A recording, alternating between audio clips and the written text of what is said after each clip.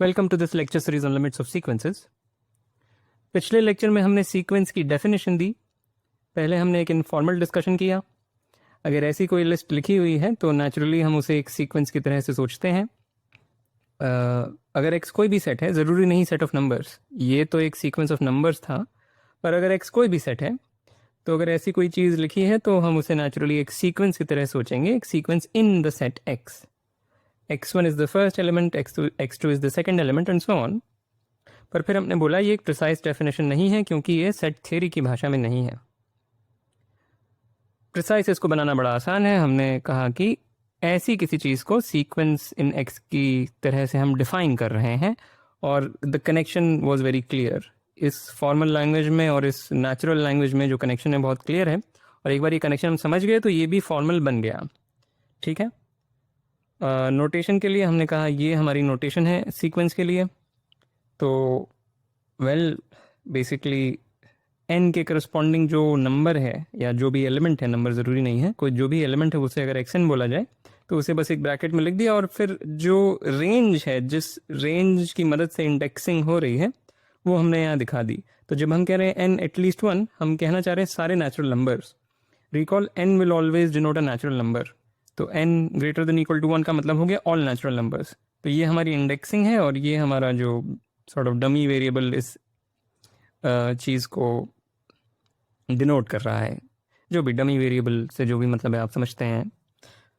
All right. और कई text books में ये नोटेशन यूज़ होती है, पर इस नोटेशन के मैं अगेंस्ट हूँ। ये सही नोटेशन नहीं है logically speaking. This looks like a set rather than a sequence. A sequence is not a set. This thing is not a subset of X, right, पर this looks like a subset of X, इसलिए ये notation मुझे पसंद नहीं है। और एक और बात कि सारी बातें जो मैं बता रहा हूँ सब टाइप नोट्स में है, तो ज़रूर वो चेक करें। All right, some problems for practice and now let us get started. तो आज हम दो बहुत इंपॉर्टेंट और इंटरेस्टिंग कॉन्सेप्ट सीखेंगे, अल्टीमेटली फ्रीक्वेंटली। इनकी मदद से फिर हम कन्वर्जेंस की बात करेंगे अगले लेक्चर में। आज के लेक्चर में थोड़ा एब्स्ट्रैक्ट लॉजिकल डिस्कशन होगा। अगले लेक्चर में हम फाइनली कन्वर्जेंस का मतलब डिफाइन करेंगे। तो शुरू करते हैं अल्टीमेटली कॉन्सेप्ट से। तो मान लेते हैं कोई भी सेट है,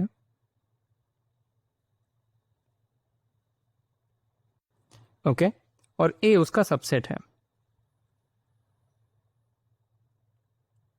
और नॉन एम्प्टी, मैं लिख नहीं रहा हूं, पर A is a non empty subset of X. और अब मान लेते हैं हमारे पास एक सीक्वेंस है एक्स में दिया हुआ।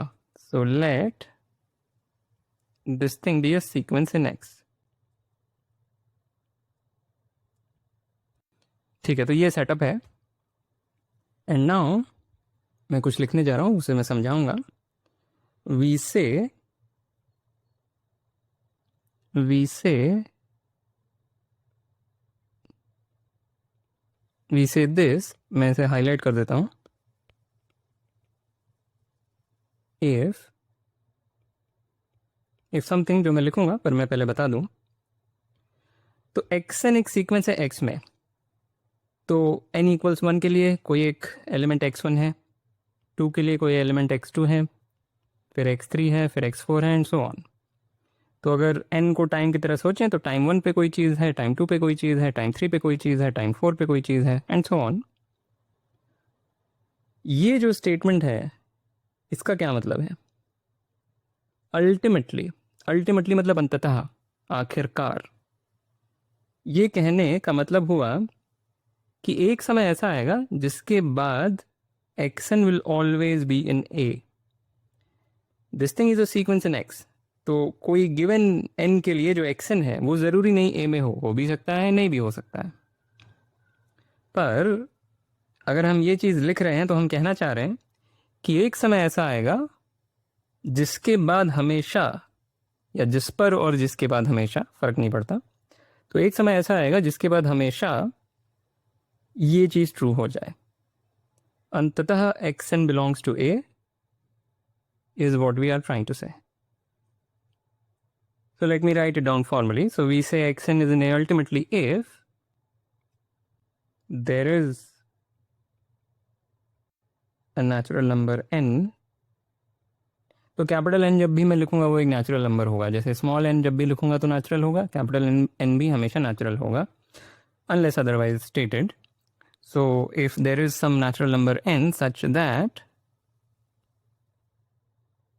xn is in capital A for all little n at least n. तो ये हमने डेफिनेशन दी है इस फ्रेज की. यहाँ पे एक चीज़ ज़रूरी है नोट करना कि ये जो n है वो यही n है.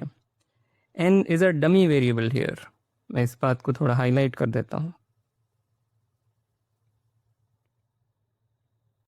डमी सिंबल लिख देता हूँ, वेरिएबल तो क्या ही होता है. डमी सिंबल तो कहने का मतलब n की जगह कुछ भी लिख देते एक ही बात थी, राइट. n की जगह आप k लिख सकते हैं, पर दोनों जगह पर k लिखना पड़ेगा. इस बात का कोई मतलब नहीं है कि xn is in A ultimately over k. That is a meaningless thing. Okay, so I hope this definition is clear. ये जो कैपिटल n है ये वो समय है जिसके बाद या जिस पर भी हमें हमेशा ये बात ट्रू पता चलती है कि xn हमेशा a में आ गया. तो शुरू में हो सकता है वो a में रहे, फिर बाहर निकल जाए, फिर वापस a में आए, बाहर निकल जाए, फिर काफ़ी देर तक a के बाहर रहे ये सीक्वेंस. पर कैपिटल N टाइम होने पर और उसके बाद हमेशा वो a में ही रह रहा है. अगर ऐसा हो गया तो हम बोलेंगे कि xn is in a ultimately.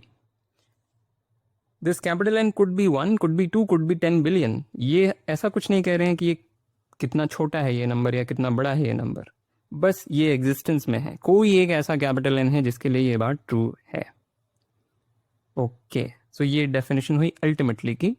हम एग्जाम्पल्स देखेंगे, पर इसका जो कजिन कॉन्सेप्ट है, जो डुअल कॉन्सेप्ट है कह लें, डुअल तो नहीं बोलना चाहिए, पर इसका जो कजिन कॉन्सेप्ट है वो भी देख लेते हैं.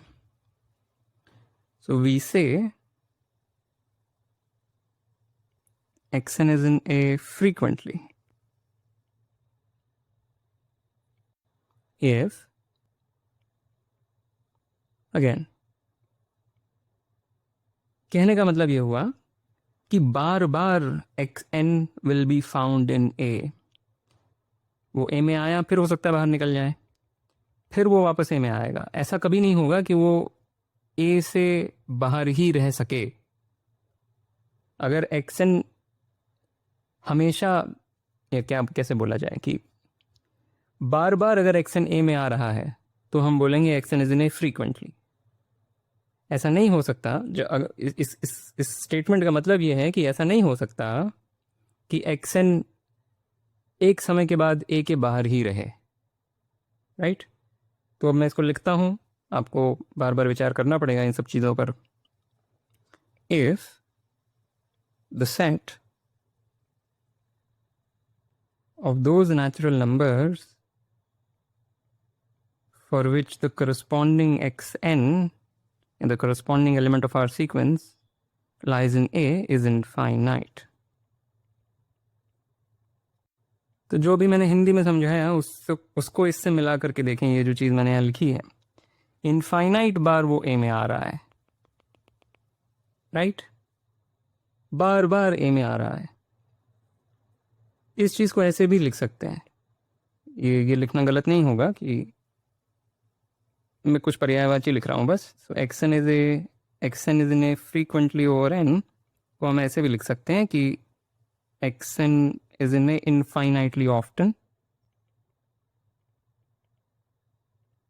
और फिर एक ब्रैकेट में n लगाना चाहिए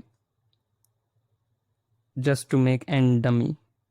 या ऐसे भी लिख सकते हैं कि the sequence visits A infinitely many times. पर मैं ये सब लिखूंगा नहीं, यूज़ नहीं करूंगा. ये है पर्यायवाची, मैं यही यूज़ करूंगा. ठीक है. सो ये दोनों कॉन्सेप्ट्स हैं तो बहुत सरल, सिंपल लॉजिकल स्टेटमेंट्स, पर रुक करके एकदम विचार करें इन पे. एक बात नोट कर लेते हैं. नोट दैट ये जो स्टेटमेंट है कि xn is in A ultimately, और ये शॉर्ट फॉर्म्स में यूज़ करूँगा, बार बार ये पूरी चीज़ नहीं लिखेंगे, बस इतना लिख के छोड़ दिया. सो xn is in A ultimately implies xn is in a frequently,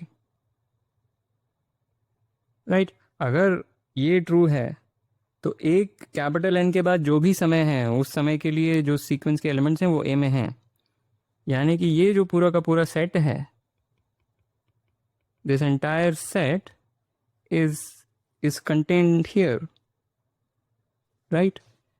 So clearly xn visits है infinitely many times. अगर एक बार जा करके वो ए में बैठ गया ये सीक्वेंस, तो यानी कि इनफाइनाइटली मैनी बार वो ए में है. So this is a trivial implication. Make sure you get it. All right. और कुछ एग्जांपल्स देख लेते हैं. तो ये एक फेमस थ्योरम है कि there are infinitely many primes.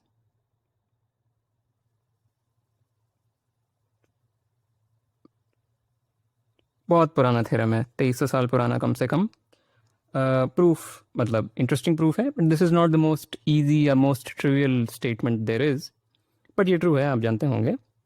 इसी बात को अगर इस भाषा में लिखना हो, ये जो अभी हमने टर्मिनोलॉजी इंट्रोड्यूस करी, इस भाषा में लिखना हो तो हम लिख सकते हैं n is prime frequently. Well exactly इस भाषा में हमने नहीं लिखा, क्योंकि जब इस भाषा में लिख रहे हैं तो एक सेट कैपिटल ए होना चाहिए, कोई एक सेट कैपिटल एक्स होना चाहिए, तब तो हम इस भाषा में लिख पाएंगे. ऐसे लिखा है तो स्पष्ट तो है कि हम बोल क्या रहे हैं, पर अगर वास्तव में उसी भाषा में लिखना हो तो हम ये लिख सकते हैं कि n is in p frequently where p is the set of all the primes. और ये फ्लेक्सिबिलिटी हम दिखाएंगे. एकदम बार बार हम सेट थ्योरी की लैंग्वेज में ये वाला जो पार्ट है उसे ना लिखें तो भी ठीक है, जब तक बात समझ में आ रही है. ये सिंबल्स में लिख देने से मैथ नहीं हो जाती. ठीक है. एक और एग्जांपल देख लेते हैं कि मैं कुछ सोच ही नहीं पा रहा हूँ इस वक्त. ठीक है, so let's see. So let xn equal to -1 to the power n. तो ये एक सीक्वेंस डिफाइन किया हमने. So then we observe xn equals to 1 frequently. Again, we have not really written it in this language. हम कह रहे हैं ये जो स्टेटमेंट है ये फ्रीक्वेंटली ट्रू है, ये हर n के लिए ट्रू नहीं है.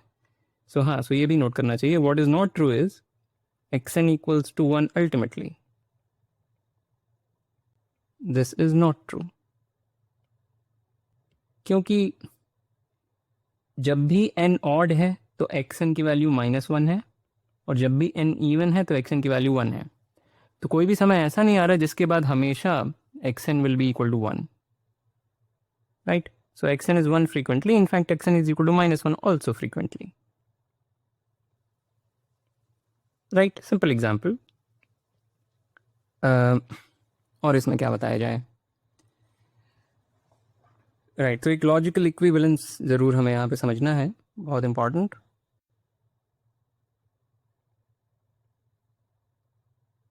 तो ये जो दो स्टेटमेंट्स हैं वो इक्विवेलेंट हैं. कौन से दो स्टेटमेंट्स? सेटअप ये है, this is our setup. So this first statement is xn is in x minus a, the complement of a, frequently. And second is xn in a ultimately is false. इसी बात को ऐसे लिखते हैं, not xn in a ultimately.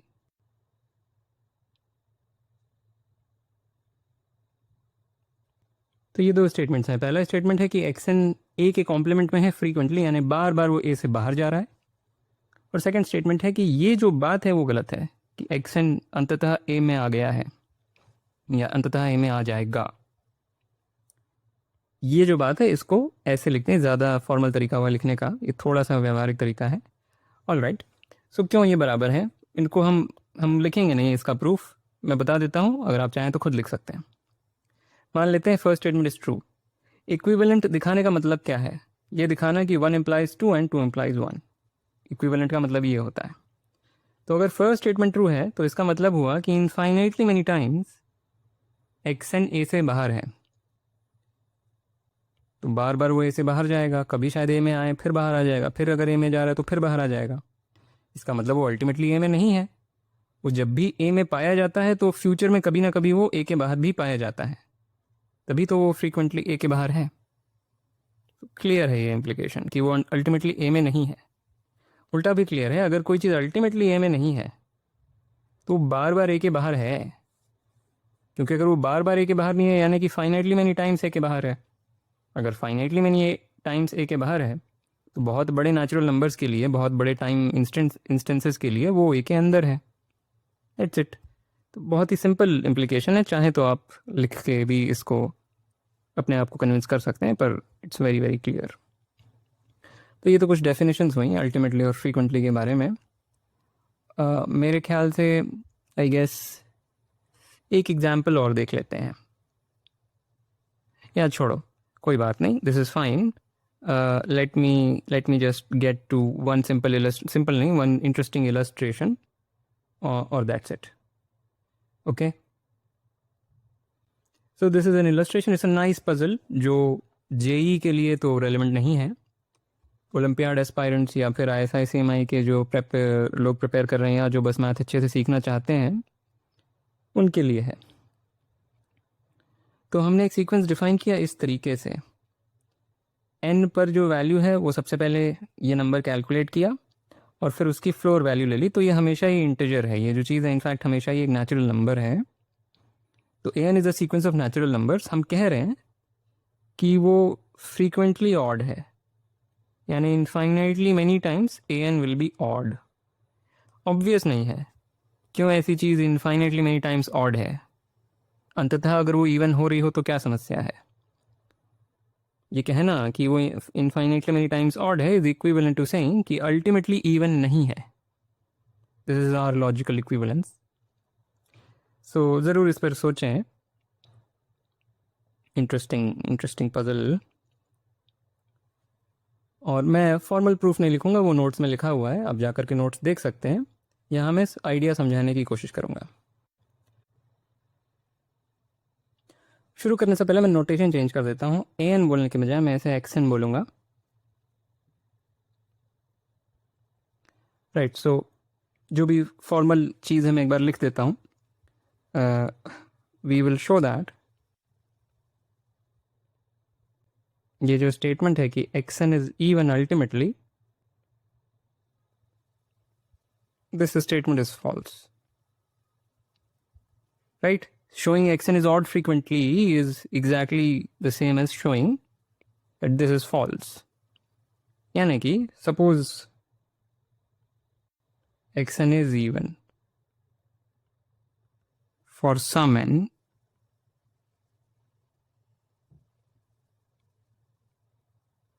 what do we want to do? Want to show that there is m bigger than n such that xm is odd. कुछ भी नहीं किया है, there is no information so far, मतलब कोई भी idea अभी तक हमने जनरेट नहीं किया। हमें ये बात प्रूव करनी थी, that is equivalent to proving this. उसको प्रूव कैसे करें? मान लें किसी एक n के लिए xn इवन है, तो कोई ना कोई m जो n से बड़ा है वो ऐसा है, हमें शो करना है, जिसके लिए xm is odd, and that will prove this statement. Right, I hope you realise this. Once you realise this हम आगे बढ़ सकते हैं। तो क्या संभावनाएं हैं? xn इवन है, xn है क्या? It's the floor value of this guy. अगर वो इवन है तो इसका मतलब ये जो चीज़ है, ये जो नंबर है 2^n√2, ये ऐसा कहीं पे होगा। ये this is N even number, let's say twice of k, this is 2k+1, और इन दोनों के बीच में कहीं पर ये है। This is N irrational number, तो ये एंड पॉइंट्स के बराबर तो ऐसे भी नहीं हो सकता, कहीं बीच में ही हो सकता है, अगर हो भी सकता है तो। अगर xn is equal to twice of k, यानी ये चीज़, तो ये जो नंबर है वो इस लाइन सेगमेंट पर है, तो वो फिगर मैंने बनाया हुआ है। तो दो संभावनाएं हैं, या तो वो इस हाफ में होगा, this is just the mid point of the line segment, यानी कि दिस कॉरेस्पॉन्ड्स टू या this is equal to 2k plus half. तो या तो ये जो चीज़ है वो सेकेंड हाफ में होगी या फर्स्ट हाफ में होगी। अगेन वो इसके बराबर नहीं हो सकती क्योंकि ये एक रैशनल नंबर है, while this is an irrational number. Okay, पर अगर वो इस हाफ में है, what happens when we double this guy? Let's see. तो हमारे पास है कि दिस इज द सिचुएशन,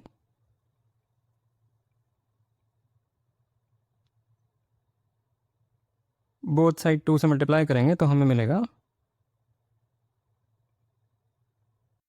ये चीज़। इसका मतलब क्या हुआ कि इस चीज़ की जो फ्लोर वैल्यू है वो इसके बराबर है, राइट? इसका मतलब xn plus 1 is odd and then this statement is proven. तो इस स्पेशल केस में जब this guy is in the second half, we are done, क्योंकि अगले ही स्टेप में अगला ही जो नंबर है सीक्वेंस में वही ऑड है। ये एक नेचुरल अप्रोच है, राइट?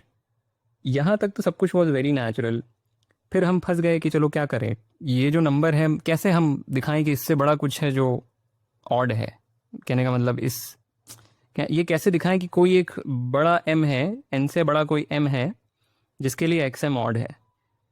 नेचुरल, हमने बस दो केसेस बना लिए, या तो वो सेकंड हाफ में होगा या फर्स्ट हाफ में होगा। सेकंड हाफ में वी आर गुड। अब ये ऑब्जर्वेशंस तो करनी पड़ेंगी, ये तो हर चीज़ को एक्सप्लेन नहीं किया जा सकता, पर आई hope this is at least clear. अगर यहाँ से कुछ इंस्पिरेशन मिली है तो प्रूफ कंप्लीट करने की कोशिश करें from this point on. Okay, so this was one case, ये दिस वाज अ केस कि वो सेकंड हाफ में था, ये जो नंबर है सेकंड हाफ में था। सो अब हमें कौन सा केस कंसिडर करना है कि वो फर्स्ट हाफ में हो। उसको भी हम दो केसेस में बांटेंगे, वो फर्स्ट हाफ में तो है पर फर्स्ट हाफ के सेकंड हाफ में है। अगर वो फर्स्ट हाफ के सेकंड हाफ में है तो क्या होगा नेक्स्ट स्टेप में? इसको डबल करने पर क्या मिलेगा? इसको डबल करने पर ये जो नंबर है इसका डबल और ये जो नंबर है इसका डबल, इन दोनों के बीच में इसका डबल होगा। इन दोनों के बीच में कोई नंबर है तो इन दोनों के डबल्स के बीच में उसका डबल होगा। इसका डबल है 4k और इसका डबल है इसका डबल है 4k प्लस 1। 2k का डबल है 4k और ये जो नंबर है 2k प्लस हाफ, उसका डबल है 4k प्लस 1। तो ये जो डबल है, ये जो चीज़ है वो एक्चुअली सेकेंड हाफ में आ जाएगी, इस इंटरवल के सेकेंड हाफ में आ जाएगी। You can write this down, क्योंकि ये फर्स्ट हाफ के सेकेंड हाफ में है। इसका डबल नए वाले इंटरवल के सेकेंड हाफ में होगा, सिंपली बिकॉज इसका डबल इज दिस, इसका डबल इज दैट एंड इसका डबल इज दिस। मैं एरोज बना देता हूँ, ये एक डबल है, ये एक डबल है, ये एक डबल है और ये एक डबल है। क्योंकि इसका डबल ये है और इसका डबल ये है, इन दोनों के बीच में इसका डबल होगा और देयरफॉर वो इस पार्ट में कहीं होगा। पर ये जो केस अब है वो केस 1 ही बन गया। तो इवन दो नेक्स्ट स्टेप में जो नंबर मिला, which is, let me write that number down, that is 2 power n plus 1 root 2। ये जो नंबर है इसका फ्लोर वैल्यू ऑड नहीं है, इसका floor value is 4k which is even. पर अब ये जो केस है वो एग्जैक्टली केस 1 है, तो इसका जो डबल होगा वो ऑड हो जाएगा, यानी इसके डबल की जो फ्लोर वैल्यू होगी वो ऑड हो जाएगी। सिमिलरली यहाँ पे हमने माना था कि फर्स्ट हाफ के सेकेंड हाफ में ये नंबर है, तो मान लेते हैं कि ठीक है वो फर्स्ट हाफ के फर्स्ट हाफ में ही है पर उसके सेकेंड हाफ में है, right? And then if you do the doubling 3 times you will get in the correct case. First doubling में क्या होगा? लेट्स सी, इसका डबल ये हो जाएगा, इसका डबल ये, और इसका डबल ये। ठीक है, तो अब ये जो चीज़ है वो ये वाला केस बन गया। मैं इसको मिटा ही देता हूँ, इसकी कोई ज़रूरत नहीं है। तो if you just double it once you will get to this case, पर दिस केस इज़ फेवरेबल, हम देख चुके हैं। ठीक है, तो अब ऐसा लग रहा होगा ये तो इन्फाइनेटली मेनी केसेस हो गए, नहीं, at least one of these cases will hit.